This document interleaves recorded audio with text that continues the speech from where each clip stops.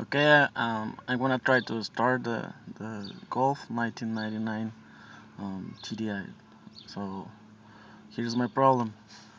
When I just turn the key, we can see the lights. I have the glow plug light gets lightened by I don't know half second or something. I'm gonna do it again. There you go. Did you see it? Okay. And now when I try to start it, it does this. Okay. Did you hear the clicks? It sounds like a relay is doing something bad. Okay, we can see is the relay 185, the one that is clicking, and I get no. The engine didn't try to start. Okay.